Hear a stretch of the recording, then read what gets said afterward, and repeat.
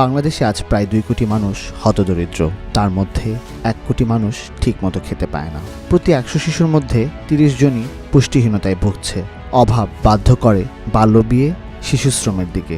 দ্রব্যমূল্যের ঊর্ধ্বগতিতে নিত্যপণ্য কিনতে হিমশিম খাচ্ছে 88% মানুষ।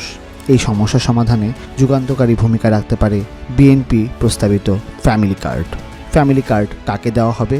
ফ্যামিলি কার্ড পাবেন হতদরিদ্র পরিবারের নারী প্রধান বা গৃহকর্ত্রী, যা নারীকে দেবে নিরাপত্তা, করবে স্বাবলম্বী। দ্বিতীয়ত, কিভাবে ফ্যামিলি কার্ডের প্রাপক নির্ধারণ করা হবে? বাংলাদেশ পরিসংখ্যান ব্যুরো BBS এর তথ্য অনুযায়ী দারিদ্র্যসীমার নিচে বাস করা মানুষগুলোর মধ্যে থেকেই ফ্যামিলি কার্ডের জন্য যোগ্য পরিবার নির্ধারণ করা হবে। এই কার্ড পেতে কোনো রাজনৈতিক দলের নেতাকর্মী বা স্থানীয় প্রভাবশালীদের কাছে যেতে হবে না।